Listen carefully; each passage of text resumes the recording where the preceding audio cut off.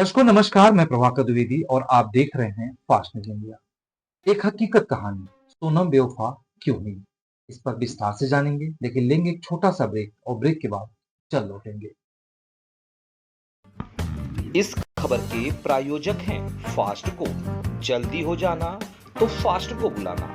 Bike से लेकर luxury car, self drive पर उपलब्ध। ग्रुप ट्रेवल के लिए लग्जरी बस भी उपलब्ध। सबसे सस्ता एक बार सेवा का मौका अवश्य दें। व्हाट्सएप करें 9044808808।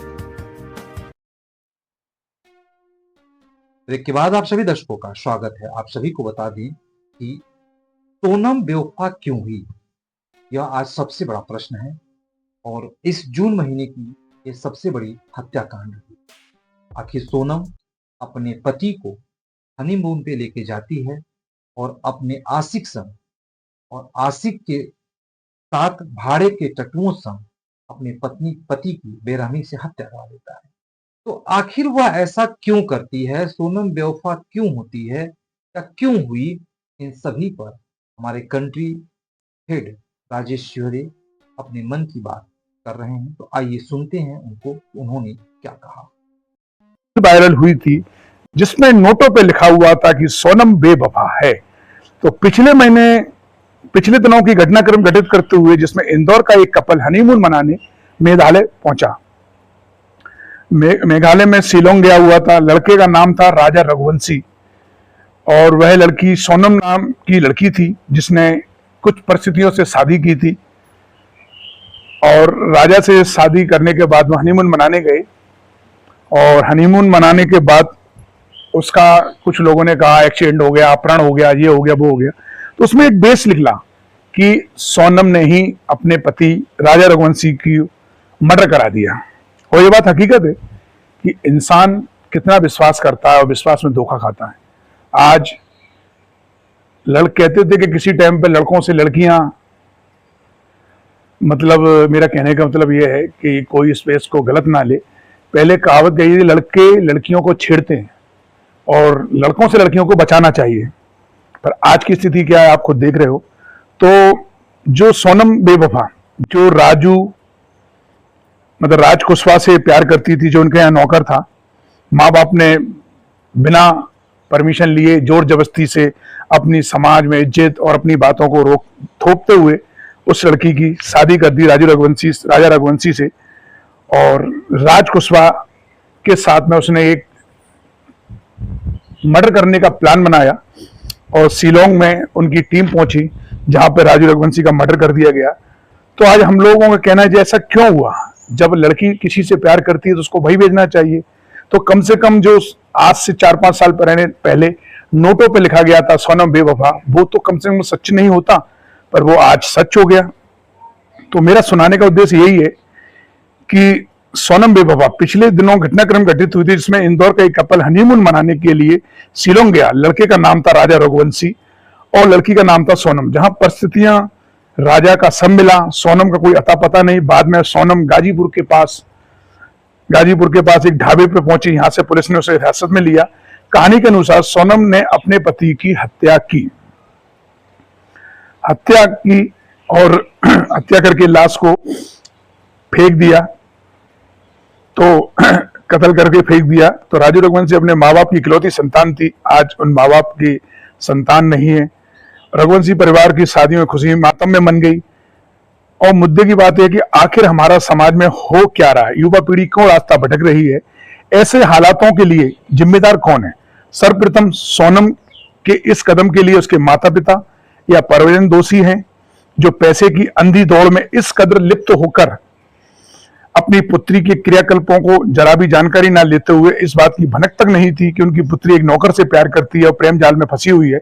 इसके बाद मैं दोषी मानता हूं माता पिता द्वारा अच्छे संस्कार ना देना, क्योंकि आज भी कही यही आता है कि लड़की को संस्कार जो देती है वो माँ देती है और लड़के को संस्कार जो देता है वो बाप देता है।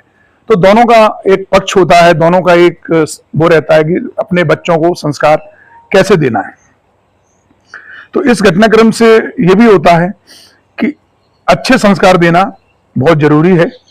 इसके बाद नंबर आता है सोशल मीडिया, जिस पर परोसी जा रही है अश्लील सामग्री आज के युवा दिलो दिमाग पर इस कदर इस कदर छा गए हैं कि माता पिता का भला बुरा देखते नहीं है और अपने परिवार का तीसरा यानी शिक्षा का अभाव भी रहता है। इस कारण दिनचर्या पर विशेष ध्यान देना जरूरी है, खासकर लड़कियों के लिए। मामले में जिस घर की इकलौता चिराग बुआ जिसको बोलते हैं, जिस इकलौता चिराग जो बुझा है, अब उस परिवार का अपना पिता सोसाइटी में किस तरह मुंह दिखाएगा। यह भी इस तरह की मामलों में कई बार लंबी कानूनी लड़ाई लड़ी गई है कि पीड़ित पक्ष को अपने समय पर न्याय नहीं मिल पाता है। इसलिए न्याय की शीघ्रता के लिए बहुत आवश्यक है। यह मामला तो सबसे सामने आ गया है, लेकिन कुछ मामले ऐसे हैं जिसमें आरोपी विरुद्ध ठोस प्रमाण नहीं मिल पाते से परिवार के लोग अपने परिवारजनों की मौत का हार्ट अटैक तक हादसा मान लेते हैं और यह पीड़ित पक्ष के साथ छलावा है। खैर, मैं अपनी बात समाप्त करना चाहता हूं कि लोग अपने बच्चों को अच्छे संस्कार दें। इसके साथ ही मैं उन माता पिता के आग्रह करना चाहता हूं कि जो अपने बच्चे की शादी से पूर्व लड़की के चाल चलन की जानकारी अच्छी तरह प्राप्त करें और तब अपने लाडले का विवाह करें, अन्यथा सोनम और राजा जैसी, रघुवंशी जैसी घटनाएं किसी न किसी के साथ घटती रहेंगी। और मैं उन लोगों से भी कहना चाहता हूं कि जिनको लड़कियों पे बिल्कुल अटूट विश्वास करते हैं, हम ये नहीं कहना चाहेंगे कि आप विश्वास ना करें, पर विश्वास करें, साथ में उनके ऊपर वॉच भी करें कि हमारी लड़की कहाँ जा रही है, किससे मिल रही है, किससे चैटिंग कर रही है। ये जरूरी है, क्योंकि कई जगह पे लड़कियों के वजह से आम घरों के चिराग बुझ जाते हैं। कई केस हो चुके हैं ऐसे, किसी लेडीज ने अपने पति को काट के टंकी में डाल दिया, सीमेंट की डाल दिया, किसी ने जला दिया, किसी ने कुछ कर दिया, किसी ने गाड़ी से कुचल दिया। तो ये क्या है कि आज हमारे संस्कार हमको कहां ले जा रहे हैं। आज हमारे संस्कार कहते हैं ना कि जैसे जो आप बोगे वो ही काटोगे। तो मेरा यही कहना है कि परिवार ही एक वो चीज है, कड़ी है, जो संस्कार अच्छे दे सकती है। और फास्ट न्यूज इंडिया के माध्यम से मैं आपको ये बताना चाहता हूं कि सोनम बेवफा थी और है, और उसको मैं न्याय से यही कहना चाहता हूं, उसको इतनी कठिन से कठिन सजा मिलनी चाहिए जिससे आने वाली पीढ़ी सुधरे। अगर यही मैटर अगर कोई लड़के के ऊपर होता तो कोई ना कोई केस लगा के उसको बंद हो जाता, जेल चला जाता। और उसका कई मामलों में आपने पहले भी ऐसा सुना होगा कि कुछ दिन पहले एक केस था कि एक 376 का केस लगाया झूठा, और उसका पूरा परिवार बर्बाद हो गया, बच्चे अनाथ आश्रम चले गए, मिसेज ने उसकी आत्महत्या कर ली क्योंकि उस पर झूठा एक लड़की ने रेप का केस लगाया था। उस केस की मेरी जानकारी देने का तात्पर्य यही है कि उस केस को क्या आज भी अपना कानून इतना लचीला है कि कोई भी अपने कानून से बच के निकल जाता है।